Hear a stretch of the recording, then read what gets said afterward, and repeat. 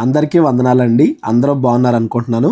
ఇప్పటి వరకు మనం ఆదికాండం 1 నుంచి 38 అధ్యాయాలు చదువుకున్నాం. ఇందులో ఏదెను తోట, ఆదాము అవ్వలు, కయీను హేబెలు, షేతు వంశావళి, నోవాహు వంశావళి, అబ్రహాము, ఇస్సాకు, యాకోబు యొక్క కుమారుడైన యోసేపు జీవితం గురించి మనం చదువుకుంటూ వస్తున్నాం. మనం ఆల్రెడీ చూసాం. యోసేపుని తన అన్నలు మిగిలిన 10 మంది కూడా ఇష్మాయేలీలకి అమ్మేయడం మనం ముందు అధ్యాయంలో చదువుకున్నాం. అమ్మేసిన తర్వాత ఏం జరిగింది అనేది ఈ ఆదికాండం 39వ అధ్యాయం నుండి మనం చదువుకుంటూ వెళ్దాం. యోసేపును ఐగుప్తునకు తీసుకొని వచ్చినప్పుడు ఫరో యొక్క ఉద్యోగస్తుడును రాజ సంరక్షక సేనాధిపతి అయిన పోతీఫరు అను ఒక ఐగుప్తీయుడు అక్కడికి అతన్ని తీసుకొని వచ్చిన ఇష్మాయేలీల యొద్ద అతనిని కొనెను.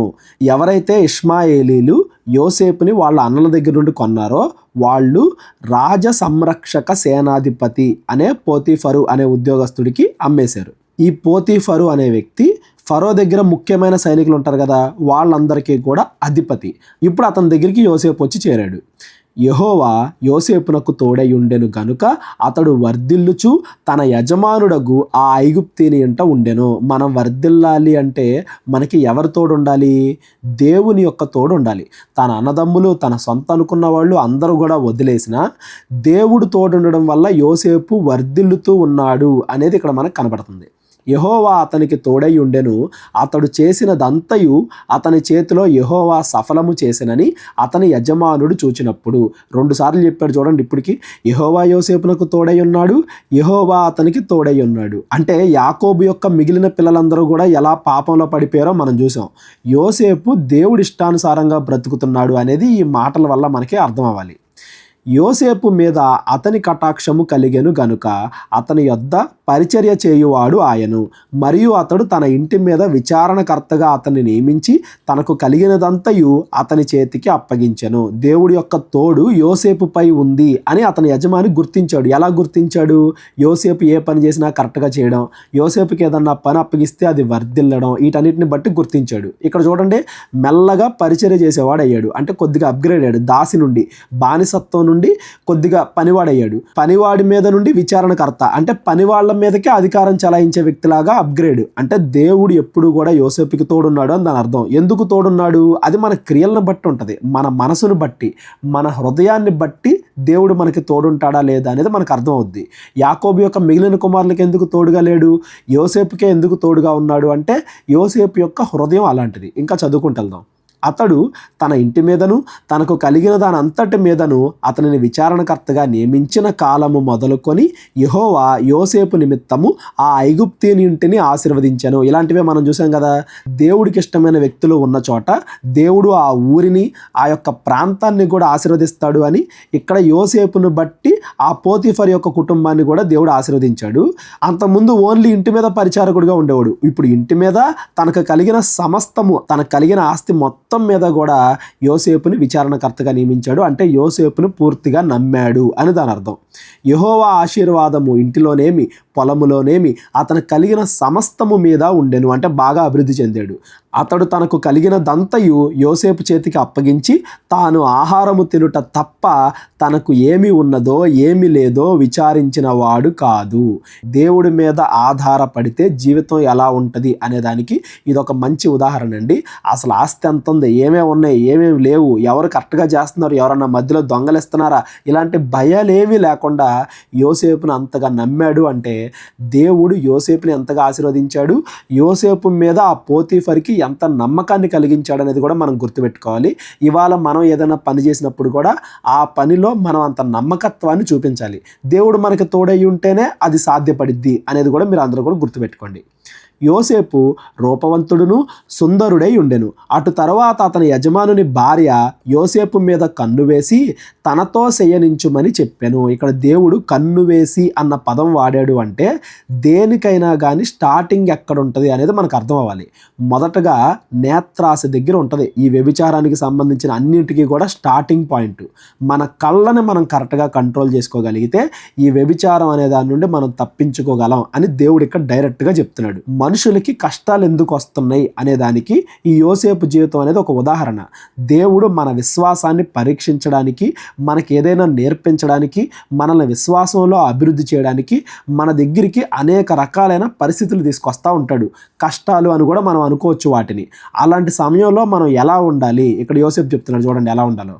అయితే అతడు ఒప్పక, నా యజమానుడు తనకు కలిగినదంతయు నా చేతికి అప్పగించెను కదా, నా వశమున తన ఇంటిలో ఏమి ఉన్నదో అతడు ఎరుగడు, ఈ ఇంటిలో నాకంటే పైవాడు ఎవడునూ లేడు, నీవు అతని భార్యవైనందున నిన్ను తప్ప మరి దేనిని నాకు అప్పగింపక ఉండలేదు. మొట్టమొదటగా దేవుడు తనను ఆశీర్వదించిన దాన్ని యోసేపు గుర్తించాడు. చాలామంది చేసే తప్పు ఏంటంటే, మనము ఏ స్థాయిలో ఉన్నాము, దేవుడే మనల్ని ఆ స్థాయిలో ఉంచాడు అనే విషయం మర్చిపోతారు. మొట్టమొదటిగా యోసేపు దాన్ని మర్చిపోలేదు, దేవుడి ఆశీర్వాదాన్ని మర్చిపోలేదు, అది దేవుడి వల్లే కలిగింది అనేది కూడా మర్చిపోలేదు, తన బాధ్యత గుర్తుపెట్టుకున్నాడు అనేది మనం గమనించాలి. కాబట్టి నేను ఎట్లు ఇంత ఘోరమైన దుష్కార్యము చేసి దేవునికి విరోధముగా పాపము కట్టుకొందునని తన యజమానుని భార్యతో అనెను. ఇక్కడ పోతీఫర్కి విరోధంగా పాపం అంటలేదు చూడండి, ఏమంటున్నాడు? దేవునికి విరోధంగా పాపం. మనం చేసేది మనుషులకి పాపంగా కనబడినా కనబడకపోయినా, మనుషులు దాన్ని మంచి పని లేదా చెడ్డ పనిగా గుర్తించినా గుర్తించకపోయినా, దేవుడి ఎదుట మనం ఎలా ఉన్నాము అనేది ముఖ్యం. దేవుడు మన మనసు చూస్తాడు, దేవుడి ఎదుట మనం ఎలా ఉన్నాము అనేది ముఖ్యం. ఇంత ఘోరమైన దుష్కార్యము మనుషునికి ఎదురుగా అంటలా, తన యజమానునికి ఎదురుగా అంటలా, దేవుడికి విరోధంగా అంటున్నాడు అంటే యోసేపు యొక్క హృదయం ఎలా ఉంది, మన హృదయం ఎలా ఉండాలి అనేది మనం ఇక్కడ గమనించాలి. మనుషులు చూస్తారనో, కొంతమంది మనుషులు పొగుడుతారనో, కొంతమంది మనుషులు తిడతారనో మన కార్యాలు మారిపోకూడదు. మన ఆలోచన ఎప్పుడు కూడా దేవుడు మనల్ని చూస్తున్నాడు, దేవుడు నేను చేసే ఈ పనిని బట్టి ఆనందపడతాడా బాధపడతాడా అని మన దృష్టి ఎప్పుడు కూడా దేవుడి మీద ఉండాలి కానీ పక్క మనిషి మీద ఉండకూడదు అనేది యోసేపు నుండి మనం నేర్చుకోవాలి. దినదినము ఆమె యోసేపుతో మాటలాడుచుండెను గాని అతడు ఆమెతో శయనించుటకైనను ఆమెతో నుండుటకైనను ఆమె మాట విన్నవాడు కాదు. దినదినము అంటే ప్రతిరోజు.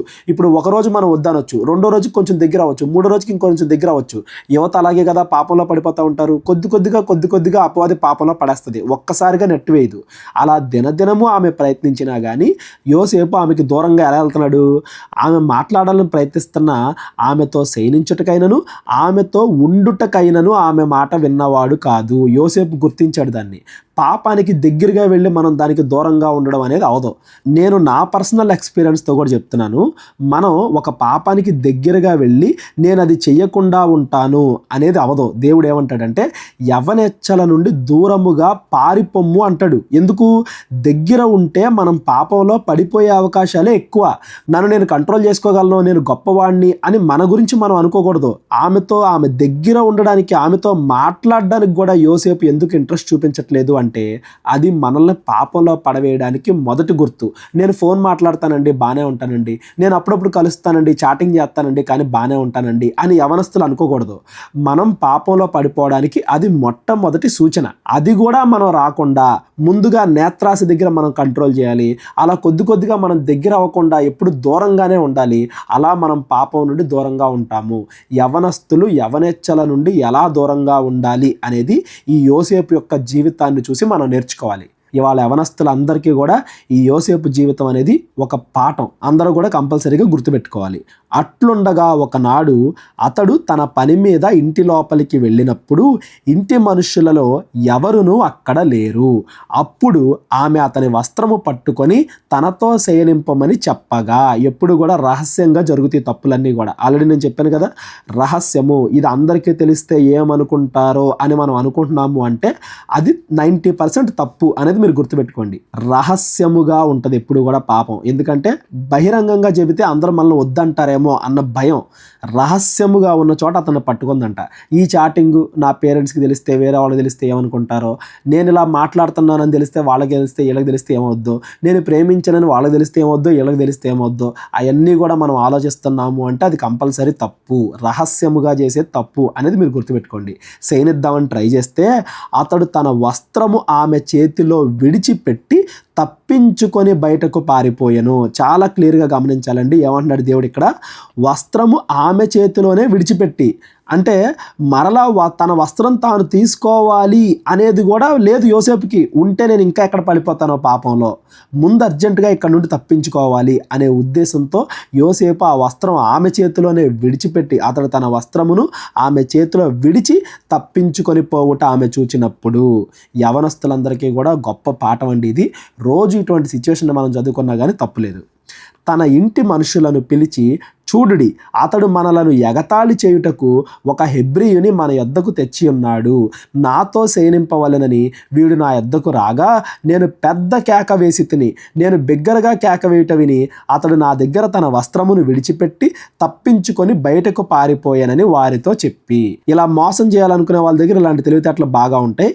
ఎదుటి వాళ్ళని బాగా కరెక్ట్గా ఇరికించేలాగా చేస్తారు. ఇతడు ఎలాగో నా మాట వింటలేదు కాబట్టి ఇతన్ని అందరం ముందు అవమానపరిస్తే అప్పుడన్నా ఏ దారి లేక నా మాట వింటాడేమో అని ఆవిడ అనుకుందేమో మనకు తెలీదు. మొత్తానికి అందరి ముందు రచ్చరచ్చ చేసింది. అతని యజమానుడు ఇంటికి వచ్చే వరకు అతని వస్త్రము తన దగ్గరే ఉంచుకొనెను. అంటే ఎంతగా సిద్ధపడింది యోసేపుని నాశనం చేయడానికి అనేది మనం ఇక్కడ గుర్తుపెట్టుకోవాలి. మేబీ అతనికి హెల్ప్ చేసే మిగతా పనులు కూడా ఉంటారు అన్న ఉద్దేశంతో అలా చేసిందేమో మనకు తెలియదు. అప్పుడు ఆమె తన భర్తతో ఈ మాటల చొప్పున చెప్పాను, నీవు మన యొద్దకు తెచ్చిన ఈ హెబ్రీ దాసుడు నన్ను ఎగతాళి చేయుటకు నా యొద్దకు వచ్చాను. నేను బిగ్గరగా కేక వేసినప్పుడు అతడు తన వస్త్రము నా దగ్గర విడిచిపెట్టి తప్పించుకొని బయటకు పారిపోయాను అనెను. కాబట్టి అతని యజమానుడు, ఇట్లు నీ దాసుడు నన్ను చేసినని తన భార్య తనతో చెప్పిన మాటలు విన్నప్పుడు కోపముతో మండిపడి అతనిని పట్టుకొని రాజు ఖైదీలు బంధింపబడు చెరసాలలో వేయించెను. యాక్చువల్గా అయితే అతడున్న అధికారానికి యోసేపుని చంపేయాలి. కానీ అంతకుముందు యోసేపు మీద ఉన్న నమ్మకమో లేదా తన భార్య మీద ఉన్న అనుమానమో మనకైతే తెలీదు. చంపకుండా కోపపడి ఏం చేశాడు, చెరసాలలో వేయించాడు, బంధించాడు. అతడు అక్కడ చెరసాలలో ఉండెను. అయితే యెహోవా యోసేపునకు తోడయుండి అతని యందు కనికరపడి అతని మీద ఆ చెరసాల యొక్క అధిపతికి కటాక్షము కలుగునట్లు చేశాను. ఇప్పుడు మనకు డౌట్ వస్తుంది, దేవుడు తోడున్నాడు కదా, అయినా కానీ యోసేపు ఎందుకు వచ్చి చెరసాలలో జైల్లో పడ్డాడు అని. దేవుడు తోడుంటే మనం ఎక్కడున్నా బాగుంటాం, ఆనందంగా ఉంటాం. అలానే కష్టాల్లో పడము అని కాదు. కష్టాలు అనేవి మన యొక్క విశ్వాస పరీక్ష నిమిత్తము, మన విశ్వాసంలో బలపడడానికి, అనేకులకు మన విశ్వాసం బయలుపరచడానికి దేవుడు అనేక కారణాల వల్ల రప్పిస్తాడు. అవన్నీ కూడా రప్పించినప్పుడు, ఆ కష్టాలు మన దగ్గరికి వచ్చినప్పుడు మనం ఎలా ఉంటున్నాము అనేది ముఖ్యం. మనం దేవుడి వైపు నిలబడుతున్నామా, లోకం వైపు నిలబడుతున్నామా అనేది ఉంటుంది. ఇవాళ కూడా మనం ఎందుకు అభివృద్ధి చెందలేకపోతున్నాము, ఎందుకు ఆనందంగా ఉండలేకపోతున్నాము అంటే దేవుడు మన దగ్గరికి అటువంటి పరీక్ష రప్పించినప్పుడు మనం ఎప్పుడు కూడా పాపం చేసేస్తూ ఉంటాం. పాపం చేయకుండా దేవుడి వైపు మనం నిలబడితే అప్పుడు పరిశుద్ధతలో ఉన్న ఆనందం మనకు తెలిసిద్ది. దేవుడు మనకి తోడైతే మనకి ఎక్కడ ఎటువంటి పరిస్థితుల్లో ఉన్నా ఎంత ప్రశాంతంగా ఆనందంగా ఉంటామో ఆ పరిశుద్ధత రక్షణ యొక్క ఆనందాన్ని మనం ఎప్పుడు పొందగలము అంటే దేవుడు మన దగ్గరికి పరీక్ష తీసుకొని వచ్చినప్పుడు మనం పాపం చేయకుండా ఆ పరీక్షలో నిలబడ్డప్పుడు మాత్రమే అనేది మీరు గుర్తుపెట్టుకోండి. మీకు ఎదురయ్యే ప్రతి సమస్యలోనూ దేవుడు ఏదో ఒక పరీక్ష పెడతా ఉంటాడు. ఆ పరీక్షలో మీరు దేవుని వైపు నిలబడండి, ఆ పరిశుద్ధత మిమ్మల్ని కాపాడిద్ది. యోసేపుకు దేవుడు ఎలా అయితే తోడున్నాడో మనకు కూడా దేవుడు అలా తోడుండి మనల్ని నడిపిస్తాడు. చెరసాల అధిపతి ఆ చెరలోనున్న ఖైదీలను అందరినీ యోసేపు చేతికి అప్పగించెను. వారక్కడ ఏమి చేసిరో అదంతయు అతడే చేయించువాడు. యెహోవా అతడికి తోడయుండెను గనుక ఆ చెరసాల అధిపతి అతని చేతికి అప్పగింపబడిన దేనిని గూర్చి విచారణ చేయక ఉండెను. అతడు చేయునది యావత్తు యెహోవా సఫలమగునట్లు చేసెను. ప్రతిదీ కూడా దేవుడే చేశాడని మనకు కనబడుతుంది. అంతకుముందు పోతీఫర్ దగ్గర కూడా మనం చూసాం కదా, దేవుడు యోసేపు మీద ఈ అధికారికి ఎంత నమ్మకం కలిగించాడంటే ఇక మళ్ళా విచారణ చేయకుండా అంత నమ్మకం కలిగించాడు. ప్రతిదీ కూడా అతనికి అప్పగించేసి అంత నమ్మకం కలిగించాడు. దేవుడు మనకు తోడుండాలంటే ఒకటేనండి, మన దగ్గరికి వచ్చిన విశ్వాస పరీక్షలో మనం నిలబడాలి. వచ్చిన కష్టాల్లో మనం దేవుడి వైపు నిలబడాలి. అదొకటే మీరు అందరూ కూడా గుర్తుపెట్టుకోండి. ఆదికాండము 40వ అధ్యాయము. అటు పిమ్మట ఐగుప్తు రాజు యొక్క పానదాయకుడు భక్ష్యకారుడును తమ ప్రభు అయిన ఐగుప్తు రాజు యొడల తప్పు చేసిరి. తినే దగ్గర తాగే దగ్గర మొత్తానికి వాళ్ళు ఏదో తప్పు చేశారు. ఆ ఐగుప్తు రాజు ఫరోకి బాగా కోపం వచ్చింది. గనుక ఫరో పానదాయకుల అధిపతియు భక్ష్యకారుల అధిపతియునైనా తన ఇద్దరు ఉద్యోగస్తుల మీద కోపపడి వారిని చెరసాలలో నుంచుటకై రాజ సంరక్షక సేనాధిపతికి అప్పగించను. వాళ్ళిద్దరూ తప్పు చేయడం వల్ల వాళ్ళిద్దరిని కూడా జైల్లో పడేశారు. అంటే వాళ్ళిద్దరూ ఇప్పుడు యోసేపు ఉన్న ప్లేస్కి వచ్చారు అని దాని అర్థం.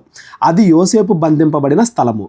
ఆ సేనాధిపతి వారిని యోసేపు వశము చేయగా అతడు అతడు వారికి ఉపచారము చేశాను. తన దగ్గర ఉన్న ఖైదీలే అయినప్పటికీ కూడా యోసేపు అందరినీ కూడా మంచిగానే చూస్తున్నాడు అని దాని అర్థం. వారు కొన్ని దినములు కావలిలో నుండిన తరువాత వారిద్దరూ అనగా చెరసాలలో బంధింపబడిన ఐగుప్తు రాజు యొక్క పానదాయకుడు భక్ష్యకారుడు ఒక్కటే రాత్రి యందు కలలు కనిరి. ఇద్దరికి కూడా ఒకటే సమయంలో కల వచ్చిందంట. ఏంటది? ఒక్కొక్కడు వేరు భావములు గల కల కనెను. తెల్లవారినప్పుడు యోసేపు వారి వద్దకు వచ్చి వారిని చూడగా వారు చింతాక్రాంతులై ఉండిరి. బాగా బాధపడుతున్నారు. ఎందుకు బాధపడుతున్నారంట? అతడు యోసేపు అడుగుతున్నాడు, ఎందుచేత నేడు మీ ముఖములు చిన్నబోయి ఉన్నవని తన యజమానుని ఇంట తనతో కావలి అందున్న ఫరో ఉద్యోగస్తులను అడిగెను. ఇప్పుడు ఎవరి మొహాలు ఎలా ఉంటే యోసేపుకి ఎందుకు అంటే అందరి క్షేమం కూడా చూసుకునే వాళ్ళు అలా ఉంటారు అని దాని అర్థం. అందరూ మంచిగా ఉండాలి, అందరూ బాగుండాలి అని కోరుకుంటున్నాడు యోసేపు అని. యోసేపు యొక్క మనసు మనకు అర్థం అవ్వాలి అన్న ఉద్దేశంతో ఈ పదం దేవుడు ఇలా రాయించాడు.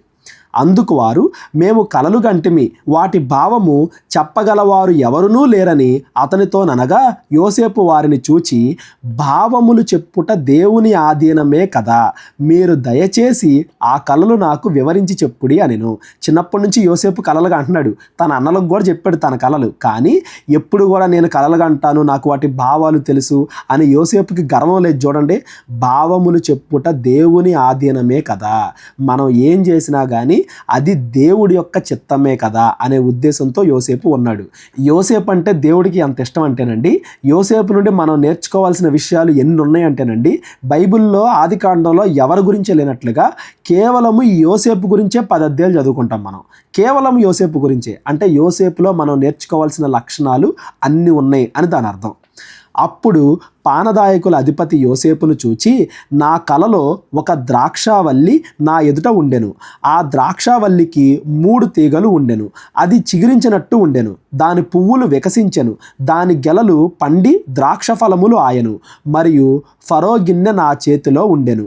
ఆ ద్రాక్ష ఫలములు నేను పట్టుకొని ఫరో గిన్నెలో వాటిని పిండి ఆ గిన్నె ఫరో చేతికి ఇచ్చి తినని తన కలను అతనితో వివరించి చెప్పాను. తనకొచ్చిన కల చెప్పాడు. అప్పుడు యోసేపు, దాని భావము ఇదే, ఆ 3 తీగలు 3 దినములు, ఇంకొక 3 దినములలోగా ఫరో నీ తలను పైకెత్తి నీ ఉద్యోగము నీకు మరలా ఇప్పించును. నీవు అతనికి పానదాయకుడివై ఉన్న నాటి మర్యాద చొప్పున ఫరో గిన్నెను అతని చేతికి అప్పగించదవు. అంటే నీ ఉద్యోగం మరలా నీకు వచ్చింది, ఫరో నిన్ను మంచిగా చూసుకుంటాడు. కాబట్టి నీకు క్షేమము కలిగినప్పుడు నన్ను జ్ఞాపకము చేసుకొని నా యందు కరుణించి ఫరోతో నన్ను గూర్చి మాటలాడి ఈ ఇంటిలో నుండి నన్ను బయటికి రప్పించుము. ఎంత దేవుడు క్షేమంగానే చూసినా అది జైలే కదా. నేను ఇక్కడ నుండి బయటికి వెళ్ళాలనుకుంటున్నాను, నేను ఏ తప్పు చేయలేదు. ఏలైనగా నేను హెబ్రీల దేశములో నుండి దొంగిలింపబడి తిని, అది నిశ్చయము. మరియు ఈ చెరసాలలో నన్ను వేయుటకు ఇక్కడ సహా నేను ఏమీ చేయలేదని అతనితో చెప్పాను. నేను ఏ తప్పు చేయలేదు, అయినా కానీ నేను ఈ చెరసాలలో ఉన్నాను. ఫరో నిన్ను ఖచ్చితంగా రక్షిస్తాడు కదా, నీ ఉద్యోగం నీకు మరలా వచ్చింది కదా, అప్పుడు నా గురించి ఒక మాట చెప్పి నన్ను ఇక్కడ నుండి బయటకు రప్పించు అని యోసేపు అతన్ని అడిగాడు. న్యాయంగానే అడిగాడు. అతడు తెలిపిన భావము మంచిదని భక్ష్యకారుల అధిపతి చూచి అతనితో నిట్లనెను, నేనును కలగంటిని. ఇదిగో అతడికి భావం చెప్పావు కదా, నాకు కూడా భావం చెప్పు అని భక్ష్యకారుల అధిపతి కూడా అడిగాడు. నేను కూడా కలగంటిని. ఇదిగో తెల్లని పిండి వంటలు గల 3 గంపలు నా తల మీద ఉండెను. మీది గంపలో ఫరో నిమిత్తము సమస్త విధములైన పిండి వంటలు ఉండెను. పక్షులు నా తల మీదనున్న ఆ గంపలో నుండి వాటిని తీసుకొని తినుచూ ఉండెను. అందుకు యోసేపు, దాని భావము ఇదే, ఆ 3 గంపలు 3 దినములు, ఇంకా 3 దినములలోగా ఫరో నీ మీద నుండి నీ తలను పైకెత్తి మాను మీద నిన్ను వేలాడదీయించును. అప్పుడు పక్షులు నీ మీద నుండి నీ మాంసమును తినివేయునని ఉత్తరం ఇచ్చెను. ఇదిగో నిన్ను ఫరో చంపేస్తాడు, నీకు మరణశిక్ష విధిస్తాడు అని ఒక అధిపతికి, నీ ఉద్యోగాన్ని నీకు మరలా ఇస్తాడు అని ఇంకో అధిపతికి కూడా యోసేపు కలభావాన్ని చెప్పాడు. అంటే దేవుడు యోసేపు ద్వారా వాళ్ళకి చెప్పించాడు. 3వ దినమందు జరిగినదేమనగా, ఆ దినము ఫరో జన్మదినము గనుక అతడు తన సేవకులందరికీ విందు చేయించి వారి నడుమ పానదాయకుల అధిపతి తలను భక్ష్యకారుల అధిపతి తలను పైకెత్తి పానదాయకుల అధిపతి ఉద్యోగము మరలా అతనికి ఇచ్చెను కనుక అతడు ఫరో చేతికి గిన్నెనిచ్చెను. మరియు యోసేపు వారికి తెలిపిన భావము చొప్పున భక్ష్యకారుల అధిపతిని వేలాడదీయించెను. అయితే పానదాయకుల అధిపతి యోసేపును జ్ఞాపకము చేసుకొనక అతనిని మర్చిపోయెను. అతడు చేసిన మేలును మర్చిపోయాడు అని పానదాయకుల అధిపతి గురించి చెప్పాడు. యోసేపు చెప్పిన కళ నిజమే, అది కరెక్ట్గానే జరిగింది అని కూడా దేవుడు మనకి ఇక్కడ తెలియజేస్తున్నాడు. మేబీ వీళ్ళిద్దరిలో ఒకళ్ళు తప్పు చేసి ఉంటారు, ఒకళ్ళు మంచి చేసి ఉంటారు. అది ఎప్పుడైతే ఫరోకు తెలిసిందో అప్పుడు ఒకళ్ళకి శిక్ష విధించి ఒకళ్ళకి వాళ్ళ ఉద్యోగాన్ని మళ్ళీ రిటర్న్ ఇచ్చాడు అని మనం అనుకోవచ్చు. ఈ 41వ అధ్యాయం కూడా ఈరోజు చదువుకొని 42వ అధ్యాయం నుండి రేపొద్దున మనం చదువుకుందాం. 2 ఏండ్లు గడిచిన తరువాత, అప్పటికి 2 ఏళ్ళు అయిపోయినాయి, అంటే సుమారుగా ఇప్పటికీ యోసేపుకి 28 ఏళ్ళు. అప్పుడు ఫరో ఒక కల కనెను. అందులో అతడు ఏటి దగ్గర నిలిచి ఉండగా చూపునకు అందమైనవి బలిసినవి అయిన 7 ఆవులు ఏటిలో నుండి పైకి వచ్చుచు జమ్ములో మేయిచుండెను. వాటి తరువాత చూపునకు వికారమై చిక్కిపోయిన మరి 7 ఆవులు ఏటిలో నుండి పైకి వచ్చుచు ఏటి ఒడ్డున ఆ ఆవుల దగ్గర నిలిచి ఉండెను. అప్పుడు చూపునకు వికారమై చిక్కిపోయిన ఆ ఆవులు చూపునకు అందమై బలిసిన ఆ ఆవులను తినివేయుచుండెను. అంతలో ఫరో మేలుకొనెను. ఒక కలగన్నాడంట, బాగా పుష్టిగా బలిసిన 7 ఆవులు బయటకు వచ్చాయి. ఆ తర్వాత బాగా వికారంగా బక్క చిక్కిపోయిన 7 ఆవులు బయటకు వచ్చాయి. ఈ బక్క చిక్కిపోయిన ఆవులు బలిసిన ఆవుల్ని తినేశాయి అనే ఒక కలగన్నాడు ఫరో. అతడు నిద్రించి 2వసారి కలగనెను. అందులో మంచి పుష్టిగల 7 వెన్నులు ఒక్కదంటున పుట్టి ఉండెను. మరియు తూర్పు గాలి చేత చెడిపోయిన 7 పీల వెన్నులు వాటి తరువాత మొలిచెను. అప్పుడు నిండైన పుష్టిగల 7 వెన్నులను ఆ పీల వెన్నులు మింగివేసెను. అంతలో ఫరో మేలుకొని అది కళ అని గ్రహించెను. ఇంకో కళ వచ్చింది, ఇది కూడా మొదట్లాంటిది. ఏంటది? బాగా పుష్టిగా ఉన్న 7 వెన్నులు వచ్చాయి. ఆ తర్వాత బాగా పీలగా ఉన్న 7 వెన్నులు వచ్చాయి. ఆ 7 వెన్నులు 7 వెన్నులు మింగివేశాయి. అంటే 2 కళలు ఒకలాంటివే. ఈ కళ్ళు వచ్చిన తర్వాత ఏం చేశాడు? తెల్లవారినప్పుడు అతడి మనస్సు కలవరపడెను గనుక అతడు ఐగుప్తు శకునగాండ్రను అందరినీ అక్కడికి విద్వాంసులందరినీ పిలువనంపి ఫరో తన కళ్ళను వివరించి వారితో చెప్పెను గాని ఫరోకు వాటి భావము తెలుపగలవాడు ఎవడునూ లేకపోయెను. ఈ ఐగుప్తులకి ఇది కామన్ అండి. ప్రతిదానికి శకునగాండ్రలను పిలిపిస్తారు. వాళ్ళకంటూ సెపరేట్గా విద్వాంసులు ఉంటారు, గ్రంథాలు ఉంటాయి, ఇవన్నీ ఉంటాయి. అయినా కానీ వాళ్ళకి ఏ శక్తులు లేవు. వాళ్ళు మెజిషియన్స్ లాగా వెనకాలేదో ట్రిక్లు పెట్టుకుని మోసం చేసేవాళ్ళు మాత్రమే అని బైబిల్ అంతా కూడా అనేక సందర్భాల్లో దేవుడు మనకు నిరూపిస్తూ ఉంటాడు. ఇక్కడ కూడా అలాగే జరిగింది. వాళ్ళని పిలిచాడు, కానీ వాళ్ళ వల్ల ఏం లాభం లేదు. అప్పుడు పానదాయకుల అధిపతి, నేను నా తప్పిదములను జ్ఞాపకము చేసుకొని ఉన్నాను. ఫరో తన దాసుల మీద కోపగించి నన్నును భక్ష్యకారుల అధిపతిని మా ఉభయులను రాజ సంరక్షక సేనాధిపతి అంట కావల్లో ఉంచెను. ఒక రాత్రి నేను అతడు మేమిద్దరము కలలు కంటిమి. ఒక్కొక్కడు వేరువేరు భావములు గల కలలు చెరి ఒకటి కంటిమి. అక్కడ రాజ సంరక్షక సేనాధిపతికి దాసుడై ఉండిన ఒక హెబ్రీ పడుచువాడు మాతో కూడా ఉండెను. అతడితో మా కలలను మేము వివరించి చెప్పినప్పుడు అతడు వాటి భావములను మాకు తెలిపెను. ఒక్కొక్కని కల చొప్పున దాని భావమును తెలిపెను. అతడు మాకు ఏ భావము తెలిపెనో ఆ భావముల చొప్పునే జరిగెను. నా ఉద్యోగము నాకు మరలా ఇప్పించి భక్ష్యకారుని వేలాడదీయించనని ఫరోతో చెప్పగా జరిగిందంతా చెప్పాడు. నేను మర్చిపోయాను, ఇప్పుడు నాకు బుద్ధి వచ్చింది అని ఫరోతో చెప్పాడు. ఫరో యోసేపును పిలువనంపెను. యోసేపుని పిలిపించాడు ఆ చెరసాలలో నుండి. కాబట్టి చెరసాల నుండి అతను త్వరగా రప్పించిరి.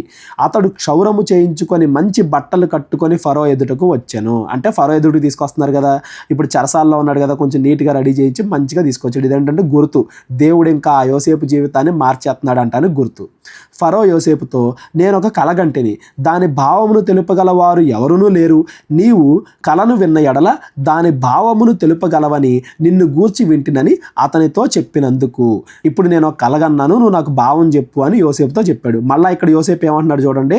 యోసేపు నా వలన కాదు, దేవుడే ఫరోకు క్షేమకరమైన ఉత్తరం ఇచ్చునని ఫరోతో చెప్పగా, అయ్యా బాబు నాది ఏమీ లేదు, కేవలము దేవుడే ప్రతిదీ చేస్తున్నాడు అని ఫరో దగ్గర కూడా చెప్తున్నాడండి. ఎంత ధైర్యం కావాలి యోసేపుకి చెప్పండి. ఎందుకంటే ఫరో పూజించే దేవుళ్ళు వేరు, యోసేపు పూజించే దేవుడు వేరు. అయినా కానీ ధైర్యంగా నా దేవుడే నాకు తెలియజేస్తాడు, నా దేవుడే ఏదైనా చేయగలడు అని చెప్తున్నాడు అంటే యోసేపుకి ఎంత ధైర్యం ఉండాలి, యోసేపుకి ఎంత విశ్వాసం ఉండాలి. ఎటువంటి కల్మషము లేకుండా ఉన్నాడు కాబట్టే యోసేపు గురించి దేవుడు బైబిల్లో ఎంతగా రాయిస్తున్నాడు. మనం అతని దగ్గర నుండి అన్ని నేర్చుకోవాలి. అందుకు ఫరో, నా కలలో నేను ఏటి ఒడ్డున నిలిచి ఉంటిని. బలిసినవియు చూపునకు అందమైనవి అయిన 7 ఆవులు ఏటిలో నుండి పైకి వచ్చి జమ్ములో మేయిచుండెను. మరియు నీరసమై బహు వికార రూపము కలిగి చిక్కిపోయిన మరి 7 ఆవులు వాటి తరువాత పైకి వచ్చెను. వీటి అంత వికారమైనవి ఐగుప్తు దేశమందు ఎక్కడనూ నాకు కనబడలేదు. చిక్కిపోయి వికారముగానున్న ఆవులు బలిసిన మొదటి 7 ఆవులను తినివేసెను. అవి వాటి కడుపులో పడెను గాని అవి కడుపులో పడినట్టు కనబడలేదు. మొదట ఉండినట్లే అవి చూపునకు వికారముగా ఉండెను. అంతలో నేను మేలుకొంటిని. వెంటనే నేను మేలుకొన్నాను, ఇది జరిగిన కల అని మొత్తం అంతా చెప్పాడు. మరియు నా కలలో నేను చూడగా పుష్టిగల 7 మంచి వెన్నులు ఒక్కదంటున పుట్టెను. మరియు తూర్పు గాలి చేత చెడిపోయి ఎండిన 7 పీల వెన్నులు వాటి తరువాత మొలిచెను. ఈ పీల వెన్నులు ఆ మంచి వెన్నులను మింగివేసెను. ఈ కలను జ్ఞానులకు తెలియజెప్పితిని, కానీ దాని భావమును తెలుపగల వారు ఎవరునూ లేరని అతనితో చెప్పాను. అందుకు ఇప్పుడు కల భావం చెప్తున్నాడు. అందుకు యోసేపు, ఫరో కనిన కల ఒక్కటే. ఈ రెండిటికి ఒకటే భావం అండి, రెండిటికి వేరు భావాలు లేవు, ఒకటే కల. దేవుడు తాను చేయబోచున్నది ఫరోకు తెలియజేశాను. ఆ 7 మంచి ఆవులు 7 సంవత్సరములు, ఆ 7 మంచి వెన్నులు 7 సంవత్సరములు. కల ఒక్కటే. వాటి తరువాత చిక్కిపోయి వికారమై పైకి వచ్చిన 7 ఆవులను 7 సంవత్సరములు, తూర్పు గాలి చేత చెడిపోయిన 7 పీల వెన్నులు కరువు గల 7 సంవత్సరములు. దాని భావం చెప్తున్నాడు. నేను ఫరోతో చెప్పు మాట ఇదే, దేవుడు తాను చేయబోచున్నది ఫరోకు చూపించెను. దేవుడు ఇక్కడ ఫరోతో మాట్లాడాడు అని మనం అనుకుంటాం, కానీ యోసేపు కోసమే దేవుడు ఫరోతో మాట్లాడాడు. ఇజ్రాయేలీలు కాకుండా దేవుడు ఇలా కల్లో మాట్లాడిన వ్యక్తుల్లో ఫరో 5వ అనుకుంటా. లాబానుతో మాట్లాడాడు, అబీమెలెకుతో మాట్లాడాడు, అక్కడ చెరసాల్లో వాళ్ళిద్దరితో మాట్లాడాడు, ఇప్పుడు ఫరోతో.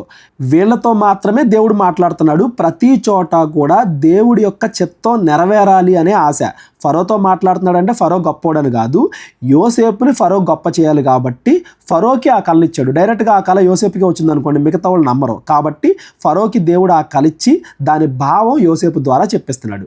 దేవుడు తాను చేయబోచున్నది ఫరోకు చూపించెను. ఇదిగో ఐగుప్తు దేశం అంతటను బహు సమృద్ధిగా పంట పండు 7 సంవత్సరములు వచ్చుచున్నవి, మరియు కరువు గల 7 సంవత్సరములు వాటి తరువాత వచ్చును. అప్పుడు ఐగుప్తు దేశమందు ఆ పంట సమృద్ధి యావత్తును మరువబడును, ఆ కరువు దేశమును పాడు చేయును.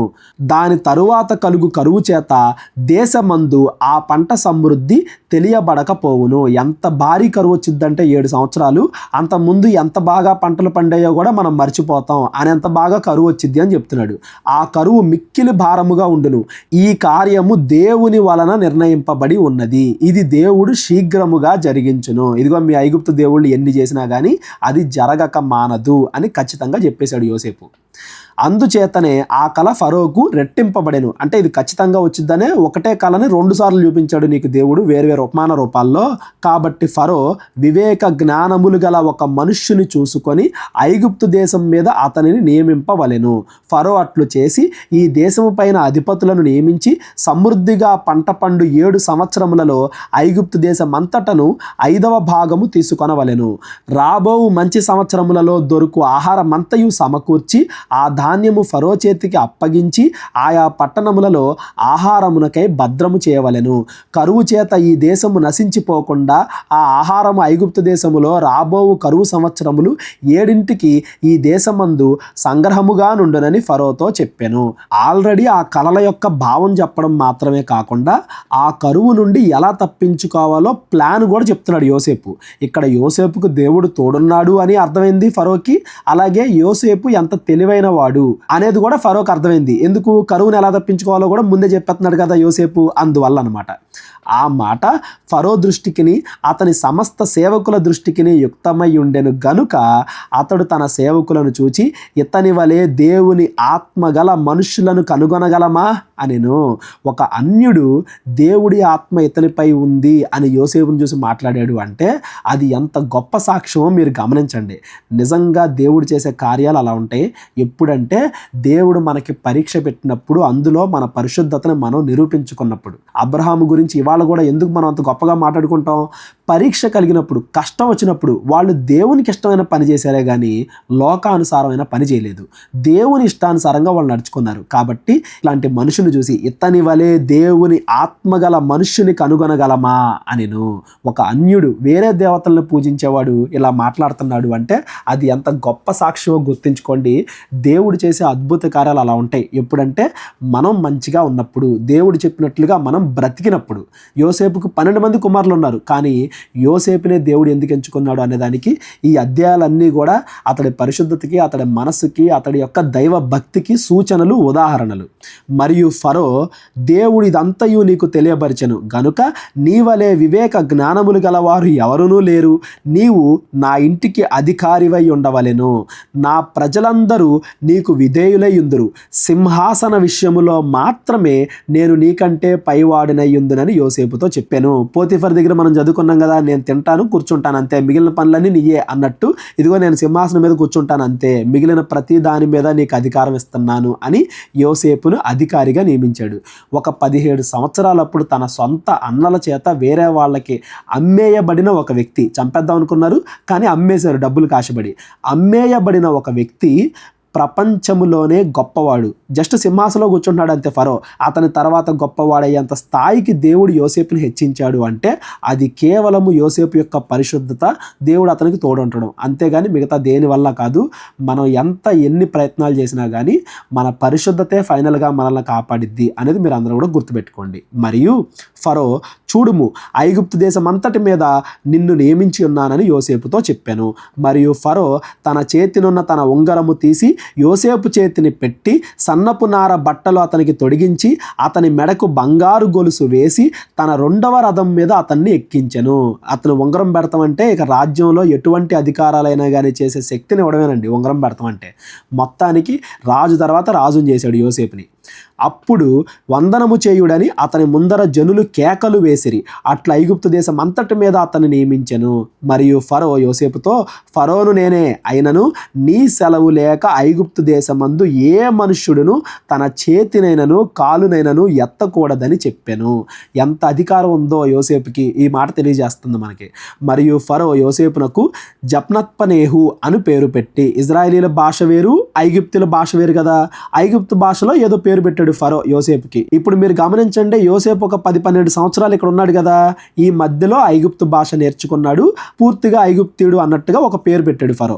అతనికి ఓను యొక్క యాజకుడైన పోతీఫరు కుమార్తెగు ఆసెనతునిచ్చి పెళ్లి చేశాను. ఈ పోతీఫరు వేరే, మొదట్లో యోసేపు పనిచేసిన పోతీఫరు వేరే అనేది మీరు గుర్తుపెట్టుకోండి.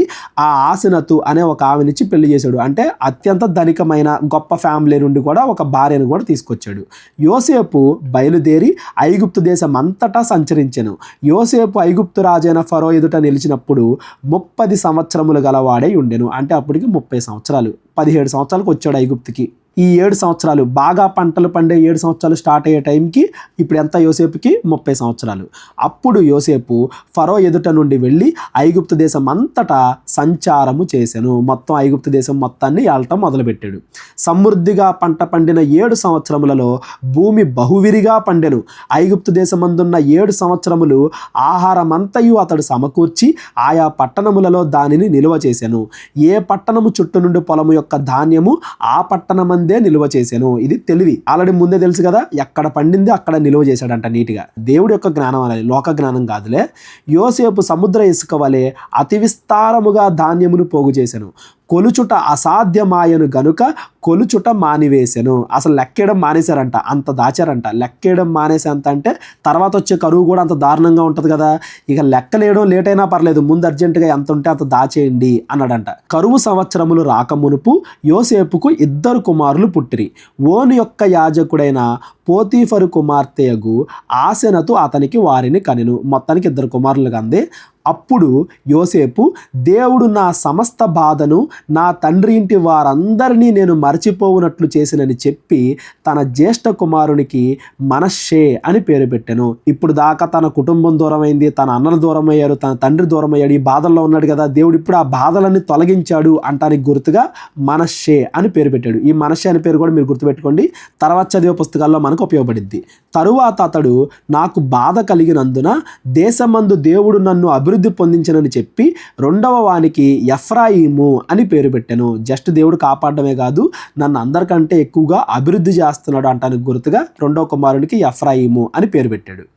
ఐగుప్తు దేశమందు సమృద్ధిగా పంట పండిన సంవత్సరములు గడిచిన తరువాత యోసేపు చెప్పిన ప్రకారము 7 కరువు సంవత్సరములు ఆరంభమాయను గాని ఐగుప్తు దేశం అంతటను ఆహారము ఉండెను. కరువు వచ్చినా కానీ కరువు ఉందా అనుకునేంత ఆహారం ఉంది. ఐగుప్తు దేశం అంతటను కరువు వచ్చినప్పుడు ఆ దేశస్థులు ఆహారము కోసము ఫరోతో మొరపెట్టుకొనిరి.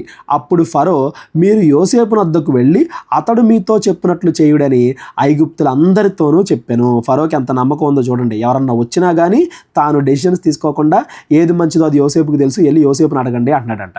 కరువు ఆ దేశమందటను ఉండెను గనుక యోసేపు కొట్లన్నీ విప్పించి ఐగుప్తీయులకు ధాన్యము అమ్మకము చేసెను. ఐగుప్తు దేశమందు ఆ కరువు భారముగా ఉండెను, మరియు ఆ కరువు ప్రతి దేశమందు భారమై ఉన్నందున సమస్త దేశస్థులు యోసేపు నద్దకు ధాన్యము కొనుటకు ఐగుప్తునకు వచ్చిరి. ఈ తర్వాత 42వ అధ్యాయం నుండి యోసేపు యొక్క అన్నలు, యాకోబు యొక్క మిగిలిన కుమారులు కూడా ధాన్యం కోసం ఐగుప్తుకు రావడం మనం చూస్తాం. తర్వాత ఏం జరిగింది అనేది తర్వాత అధ్యాయంలో మనం చదువుకుందాం.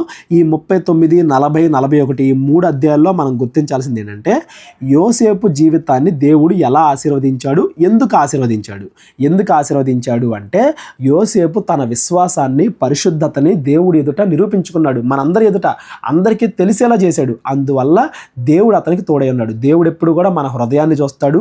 మనం గనక మంచిగా ఉంటే మనల్ని ఆశీర్వదిస్తాడు. మనము దేవుని రాజ్యము, దేవుని నీతిని వెతికితే మనకు కావాల్సినవన్నీ కూడా దేవుడు మనకిస్తాడు అనడానికి యోసేపు జీవితం అనేది ఒక మంచి ఉదాహరణ. తన అన్నల చేత, తన సొంత అనుకున్న వాళ్ళ చేత 17 సంవత్సరాలకే అమ్మివేశారు. చంపేద్దాం అనుకున్నారు, అమ్మివేశారు. కానీ ఇప్పుడు ఒక రాజ్యానికి, ఆ టైంలో ఐగుప్తు దేశం అనేది పెద్ద రాజ్యం, దానికి రాజు తర్వాత రాజు అనేంత స్థాయికి దేవుడు హెచ్చించాడు అంటే కేవలము దేవుడి మీద అతనికి ఉన్న భయభక్తులే కారణము అనేది మీరు గుర్తుపెట్టుకోండి. తప్పు చేసేటప్పుడు ఏ మనుషుడు చూస్తాడనో కాదు, దేవుడు చూస్తున్నాడు. దేవుడికి విరోధంగా నేను తప్పు చేస్తున్నానేమో అనే భయంతో మనం ఉంటే, మనకి దేవుడిచ్చిన దాన్ని బట్టి గర్వపడకుండా దేవుడిచ్చిన దాన్ని మనం గుర్తించగలిగే దీనత్వం మనకుంటే యోసేపు వలె మనందరం కూడా ఆశీర్వదింపబడతాం అనడానికి ఈ అధ్యాయాలన్నీ కూడా దేవుడు మన ఎదుట పెట్టాడు. మోషే ఇజ్రాయేలీలకి రాస్తూ ఇవన్నీ కూడా చెబుతున్నాడు. మనం దీని నుండి ఇవన్నీ నేర్చుకోవాలి, ఏదో వింటమే కాకుండా మన జీవితంలో వాటిని అప్లై చేయాలి అని కోరుకుంటూ మీ అందరికీ వందనాలు. మరలా మిగిలిన అధ్యాయాలతో రేపొద్దున అందరం కలుద్దాం. దేవుడు మీ అందరిని దీవించి ఆశీర్వదించును గాక. అందరికీ వందనాలండి. కేవలం 30 వీడియోస్లో బైబిల్ నేర్చుకోండి అనే ఎంతో విలువైన ఈ కోర్స్ జస్ట్ ₹1 మీకు కావాలి అంటే మీ పేరు, మీ ఊరు ఈ నెంబర్కి వాట్సాప్ చేయండి. ఈ కోర్సులో ఏ విషయాలు ఉంటాయో ముందుగానే తెలుసుకోవడానికి ఈ వీడియో పాస్ చేసి టాపిక్స్ అన్నీ చదువుకోండి. క్రైస్తవులందరూ ఈ బైబిల్ కోర్స్ వినాలి అని మేము కోరుకుంటున్నాం. అందరినీ దేవుడు దీవించును గాక. ఆమెన్.